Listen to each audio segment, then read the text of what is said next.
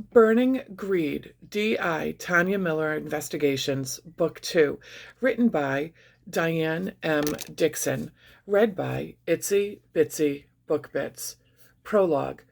When the match hit the petrol, there was a sudden and shocking flare of heat. Soaked fabric caught fire immediately, flames licking and running over the creases and edges. A choking pall of stinking fumes billowed upward, and he pulled a sweatshirt over his chin, covering his mouth and nose. He wanted to flee, but had to wait and make sure that the fire had taken a proper hold. He backed away as far as possible, groping behind himself with an outstretched arm. The door handle felt warm under his palm, and by now the conflagration was roaring. Smoke stung his eyes, and they ran with tears. Still he waited, until the heap on the floor at the bottom of the stairs began to move. He gasped, drawing in a lungful of fire-blighted air. He doubled over, coughing and choking, desperate for a clean breath, but he had seen it move. He would have to go back. Walked through flames, back towards the rolling smoke, and then he acknowledged the truth. She hadn't moved. The body had. Heat had made the muscles flex, caused the limbs to reach and stretch. As the knowledge hit home, he retched and bent, vomiting violently, clawing at his throat as it scorched. Finally, the other smell reached him, the roasting meat smell, and he was done. With a sound that was part scream, part moan, he turned and dragged open the door. With a final horrified glance at the hell he had created, he lurched through the entrance, which was untouched yet by the flames and fumes. He staggered out to the bliss of fresh air in the deserted passage. He moved further into the darkness, coughing and crying and retching, but he mustn't vomit again, not out here, not where it could be found. He clamped a palm over his mouth, picked up the bag, and, with his other hand against the wall for support, he struggled to the end of the back alley, around the corner and away. Inside the warehouse, the flames wreaked their havoc, running along the rivulets of petrol until they hit the tires of the first car. Now the stink of burning rubber joined the stew of smells. Paint on the expensive bodywork began to bubble and peel. By the time the first vehicle exploded, the alarm had already been raised, and the screams of sirens split the evening. The body didn't twist and bend anymore. The hiss of fluids had ceased, and all that was left of life was the charred shape at the bottom of the collapsed staircase. Chapter 1. Tanya didn't want to be where she was. Not because Ifley was not a good area, though it certainly wasn't. However, the restaurant had been recommended, and it was handy for them all. No, it wasn't that. She stood outside, staring in through the window. Inside, she could see Charlie Lambert and his wife had already arrived. Carol looked well. She was laughing at something one of them had said. This was a good sign, surely. She had been fighting postnatal depression ever since Joshua had arrived. Charlie had told Tanya that when the approval for his transfer had come through, the chance of a move away, nearer to her sister, and the thought of a new start seemed to have helped. "We're not out of the woods yet," he said, "but it's looking good." The couple were sitting at the long table in the corner with Kate Lewis and the youngest member of what had been her small team, Dan Price. Not for the first time, Tanya felt a bit sorry for the young woman who had lust in vain after the detective constable. Shy and awkward he was, in spite of his 6 feet in height and his good looks. She liked him. She had come to like all of them as they worked together. Even Paul Harris, who could be a bit coarse, very un-PC. The only one she really had a problem with was Sue Rawlinson. The detective constable's loyalty to Charlie was verging on hero worship, possibly infatuation, and had been the cause of friction. Tanya shrugged. It didn't matter now. The team was almost certainly going to be broken up and reassigned. When he told her that he was applying for a relocation away from Oxfordshire, Tanya had smiled and nodded and uttered encouraging words. But what she really wanted to say had been, "Don't go, Charlie. You're the nearest thing I've had to a mate in years."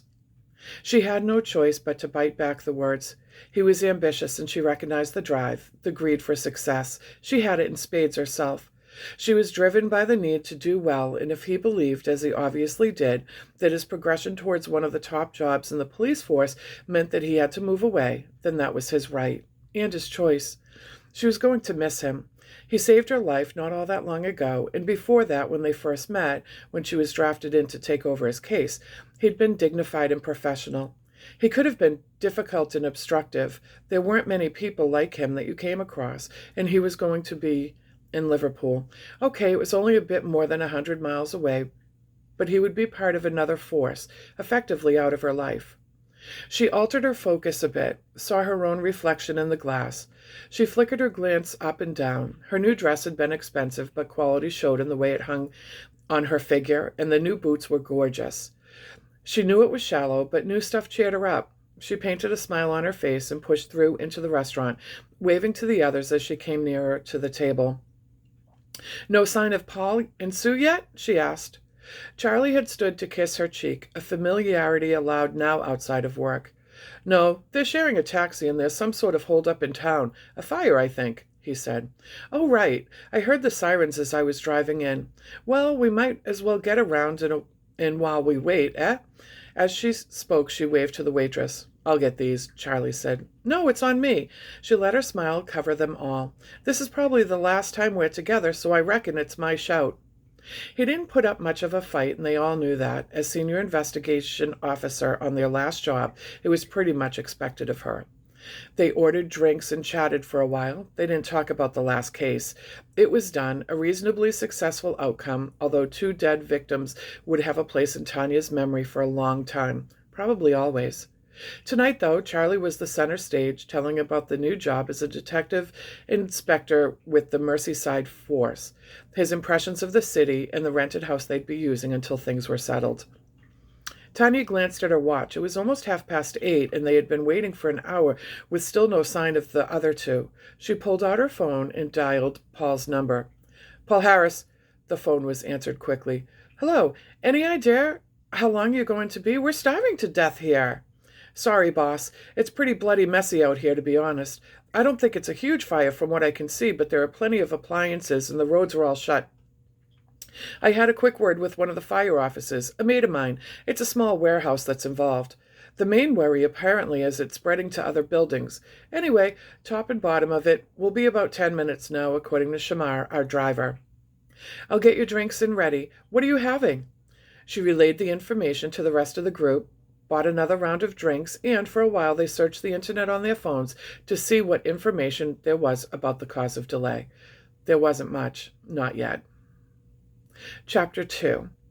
With a glass of wine half drunk, Tanya felt herself relaxing. She began to enjoy the banter and chat.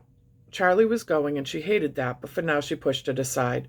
It was almost midnight before they finished eating. The late start had delayed things anyway, and then they had gone the whole hog with starters, desserts, and coffee. Tanya had her phone on vibrate, and once or twice as it jiggled in her bag, she had glanced down at the screen to see her sister's emoticon leering at her. Fiona, up in Scotland with her perfect children and her perfect husband and her charity work. It wasn't that they argued, it was really that she disliked her only blood relative. They just had nothing in common. The slights and unfairness of a childhood where she had been forced into second place by her siblings' brilliance still hurt, and they had quite simply drifted apart. Nowadays there were greeting cards and that odd weekend when it was a milestone birthday. It was enough. When the phone buzzed a third time, she began to rack her brains, trying to remember what she had forgotten. Nothing came to mind. She would call her tomorrow, apologize for whatever it was. The 4th call was as they were winding up to leave. It was the dispatcher. She pulled this handset out of her bag and mouthed, "Sorry, work," at the others as she stood and moved away from the table. Tanya handed her credit card to the cashier, and still speaking into the phone, she turned to look back at the table. She wanted Charlie, but it was out of the question. Sod it, why not? She caught Sue's eyes and waved a hand to call her over. The other woman arrived just as the cashier handed the card back. Tanya reached for it. He leaned close, speaking quietly. "I'm sorry, madame. The card has been rejected." "What? Are you sure?" She turned the piece of plastic in her hand as she spoke. Sue was already fishing in her bag, a smug grin on her face. "It's okay, boss. I've got this." No, that's not what I wanted. It's a mistake. Oh, look." Tanya slid another card out of her wallet and handed it across the counter. "I haven't got time to argue. Use this one." While the payment was processed, Tanya leaned close to the other woman. "I need you to come with me. That was Control. We have to go down to the fire site." "What now?" Sue asked. "Yes. Are you sober enough?" "Yeah, of course. What happened?" "There was a body in the building. Thing is, though, the preliminaries indicate that an accelerant was used. A little dodgy. We're going to have a look, speak to the fire officer and what have you. Can you go back, alert the others, and tell them I'll call them in the morning, early if it looks like there's a job on? What about Charlie? Well, what about him? The payment had been accepted, and Tanya was juggling with her coat, bag, and wallet. She shook her head, frowning. Well, is he in? I shouldn't think so. After all, he's not really one of us anymore, is he? It hurt as she said it much more than she expected it to. As Sue took the message back to the table, Tanya contacted the station to ask them to send a car. She could have called a taxi, but a blue and white would get them there quicker. As she pushed the phone back into her bag, a text alert chimed. Fiona again. Chapter 3. The whole area was filthy. Pools of oily water lay on the ground, blue lights reflecting on wet, dark walls. The air was thick with fumes and soot. Shit! Tanya rubbed at black flecks on her sleeve, smearing them across the fabric. She glanced at her boots. The pale leather was darkened with water, and they were splashed with mud and grime. She glanced at Sue beside her. Her plain Doc Martens, black trousers and top weren't showing any of the filth that must be there. She seemed unaware of the soot falling into her hair and shoulders. Tanya clamped her mouth shut, resisted the temptation to pull out a handkerchief and rub at her feet. The boots were ruined anyway, and she wasn't giving the other woman any reason to sneer behind her back. Sue, for her part, was pulling her long black hair away from her face and screwing it into a sleek bun with a little glittery scrunchie. Tanya peered through the darkness, trying to find someone who looked as though they might be in charge. When they had shown their warrant cards to the uniformed constable positioned at the end of the alley, all he had been able to tell them was that the bronze commander had gone inside the building with the medical examiner a while ago, but he wasn't sure where they were now. Tanya grabbed the arm of a passing firefighter. The woman turned and shrugged off the hand. Press people, back beyond the tape. In response, Tanya lifted her ID nearer to the woman's red-rimmed eyes. Sorry, police, she said. I need to speak to whoever's in charge right now. Oh, right, my mistake, the firefighter grinned, her teeth stark white against her smoke-blackened face. You look a bit dolled up to be official. We came straight from the pub. As she answered, Tanya's irritation grew. She didn't need to justify her appearance, but the comment had made her feel ridiculous. Sue had taken a couple steps away toward the smoldering building. Anyway, any idea where I can speak to whoever is in charge? Jerking her thumb in the direction of a small huddle of people, the firefighter stomped away, shouting out to her colleagues to hang on a minute. As they walked across the roadway, stepping over hoses and piles of dark and smoking detritus, she spotted Simon Hewitt, the medical examiner. He turned and raised a hand in recognition. Tanya smiled back at him and nodded. He stepped aside, making room for the two women to join the small group. Simon introduced Tanya to the bronze commander. So what can you tell me? She asked. Not a lot at the moment. Your colleague here, Dr. Hewitt, has been in and had a look, so he can tell you more about the victim than I, though even then don't expect much. He glanced at the medical examiner, who shook his head. As far as the incident goes, the dogs have alerted that there was an accelerant used. It's still very early days, and we're just finishing off and dampening down. It wasn't a huge fire as these things go, but there is extensive damage to the interior, and, of course, sadly, there has been a fatality. More than that I can't say right now. Can we go inside and have a look? Tanya asked. I'd prefer if you didn't just yet. Paul here, he indicated the cameraman, has got some video and some stills. There'll be footage from the personal cameras as well, but really it's not safe yet. I don't want civilians in there. I wouldn't class us as civilians, Officer Bartlett. He gave her a small smile. Well, I'm sorry, Detective Inspector, but I would. It's for your own safety. Tanya had no choice but acquiesce. She hadn't missed the smirk that had crossed Sue Rawlinson's face. Had she made a mistake bringing her instead of one of the blokes or Kate? Ah, well, too late now. So, when will I be able to have access, she asked. Tomorrow, probably late morning, maybe later depending on the extent of the damage. The mezzanine level will be unsafe for longer and may have to be demolished. I can have someone call for you. He held out a hand, and Tanya passed over one of her business cards. Thanks. She turned to Simon Hewitt. Doesn't seem a lot of point of hanging around now. Will you let me know before you come and take the body? I'd like to see it in situ. Of course, I'll have Moira call you. They smiled at each other, acknowledging the ongoing tension between Tanya and the snarky receptionist who ran the morgue with a rod of iron. Thanks for that. She turned and walked away, knowing that Sue would have no choice but to follow, and counted a small, if petty, victory when she heard the dull thud of the Doc Martens splashing through the puddles to catch up.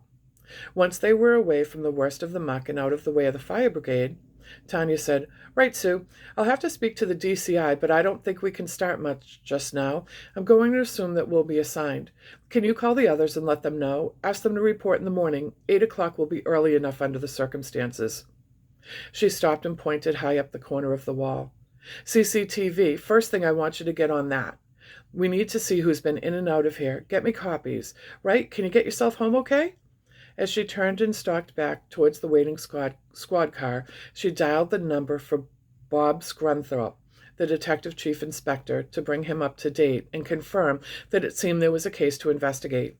She knew that she had probably caused herself a problem leaving Sue to catch a cab, but the smirk on her face in front of the bronze commander had rankled. She felt just a bit smug as the driver opened the car door and she slid into the rear seat.